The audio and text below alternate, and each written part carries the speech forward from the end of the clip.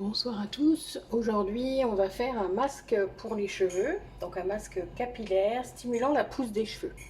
Donc, je vais utiliser des poudres, de l'huile végétale et du miel, et des huiles essentielles évidemment ciblées à cet effet.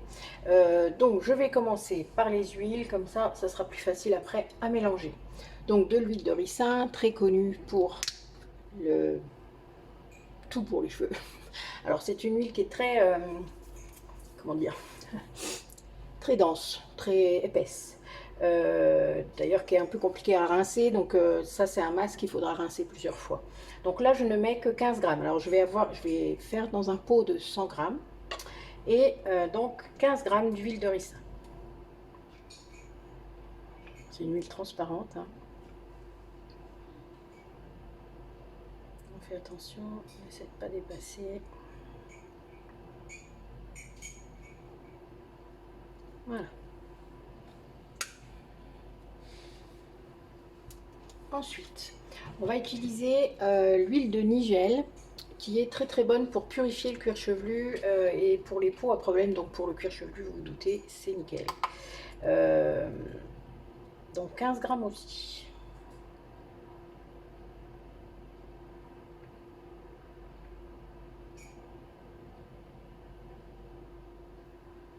Voilà. Alors vous savez que j'aime pas quand ça coule, donc hop, je récupère toujours, ça évite que ça s'encrasse. Je vais mettre du miel, du vrai miel, hein. Du miel liquide c'est mieux quand même. En tout cas c'est plus facile à verser. 15 grammes également.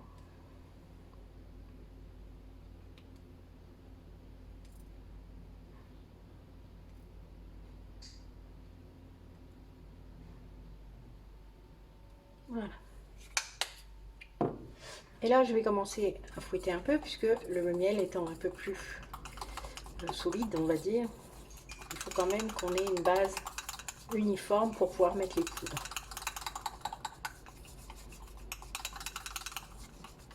Alors, les poudres. Là, on va en mettre un peu plus que dans la recette du shampoing. On va en mettre 25 grammes. Alors, je vais mettre de la poudre d'amla et de la poudre de guimauve. D'accord ? La poudre de guimauve va faire des cheveux qui se démêlent bien, qui sont vraiment magnifiques. Et la poudre d'amla va plutôt purifier le cuir chevelu, hein. Bon, elle agit aussi sur les cheveux. Alors 25 grammes. On y va doucement.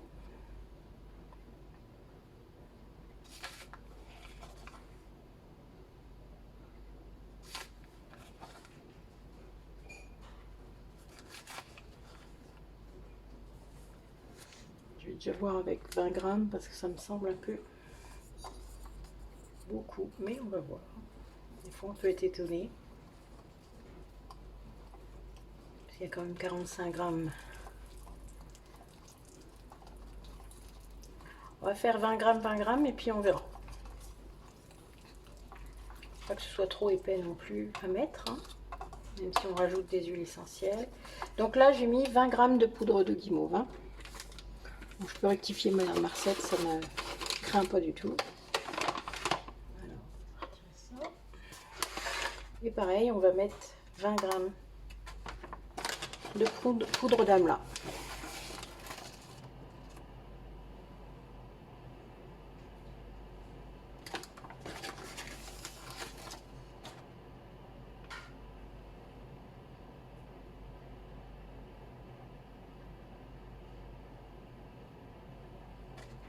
Voilà.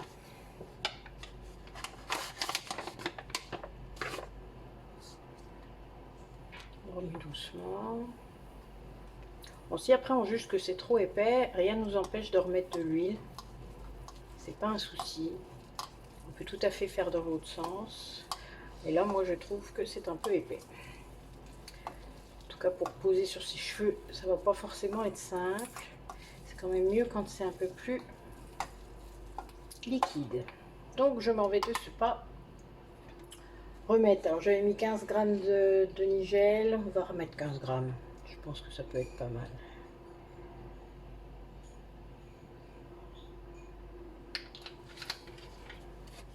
Et je vais remettre 15 grammes également.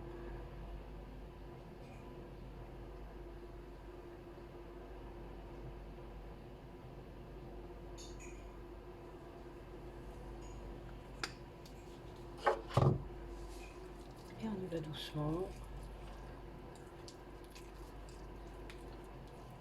Ouais, c'est mieux. Donc vous voyez, vous réajustez. Hein. C'est comme de la cuisine. Hein.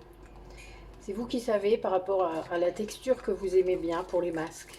Hein, vous savez que c'est pas si simple à étaler. Tout dépend de vos cheveux évidemment. Hein. Et vous en mettez en priorité sur le cuir chevelu puisque la pousse elle vient de là. Hein. Sur le bout de vos cheveux ça ne changera pas grand chose. C'est surtout votre cuir chevelu qui doit être traité. Et si il vous en reste, vu que la poudre est aussi très bonne sur les cheveux, évidemment vous en mettez sur vos cheveux. Mais la priorité est bien vos racines. Voilà, moi je trouve que c'est mieux. La couleur, c'est pas très grave, c'est lié à la couleur des poudres. Hein. En tout cas, moi je trouve ça sent bon.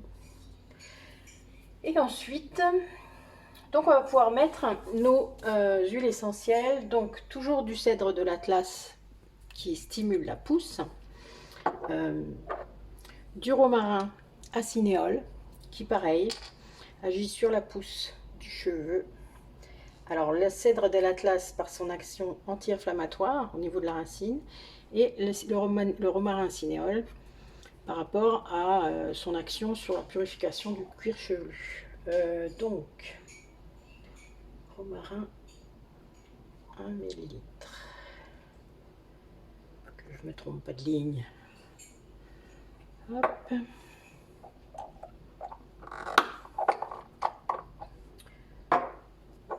Le cèdre de l'Atlas, je vais en mettre 2 ml.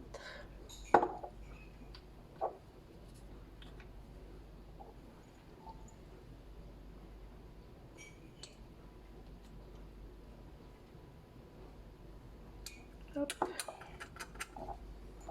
Voilà.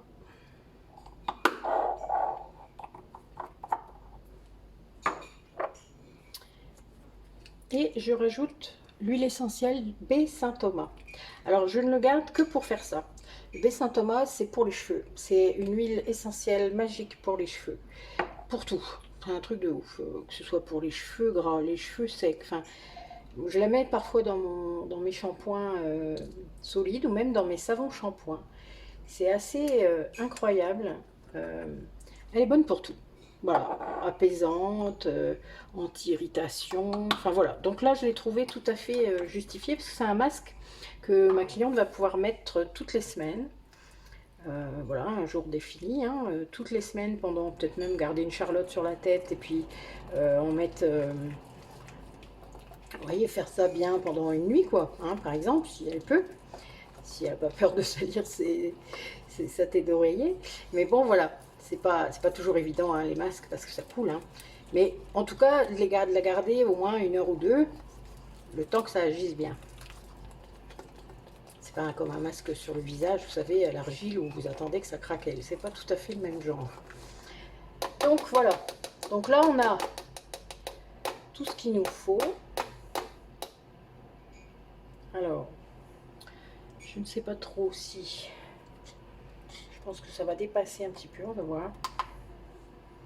On va mettre nos 100 grammes.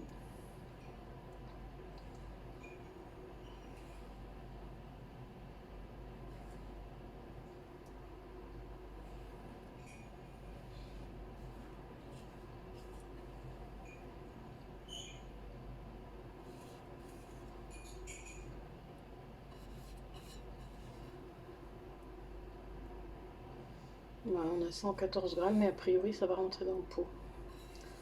On a de la chance. Il y a toujours un peu plus, hein. C'est exprès. Et puis on secoue un peu, histoire que... Voilà, vous voyez, qu'on puisse mettre le couvercle quand même.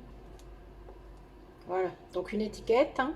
Alors là, j'ai pas mis de conservateur exprès. J'aurais pu en rajouter, hein. J'aurais pu remettre du Cosgar, mais c'est... Vous voyez, là, avec ça, elle en a pour... allez... 2, 3, 4. Oui, un soin 4 fois, a priori. Donc 4 semaines. Voilà, en un mois, il n'y a pas de souci. L'huile de ricin est très très bonne au niveau de la conservation, le miel aussi. Donc en fait, il n'y a vraiment pas de problème au niveau des bactéries là. Avec les huiles essentielles, là, on est bon. Mais si vous avez peur, n'hésitez pas à rajouter du Cosgar. Vous mettez 1 millilitre, pardon, 1 millimètre, c'est bon, 1 millilitre, puisqu'il y a 100 grammes. Donc 1 millilitre, c'est très bien. D'accord? Voilà. Donc ça, c'est fait. Une petite étiquette comme d'habitude. Et normalement, avec le Cosgar, c'est bon 3 mois. Mais là, vu qu'il y en a que pour un mois, je vous dis, c'est pas gênant qu'il n'y ait pas de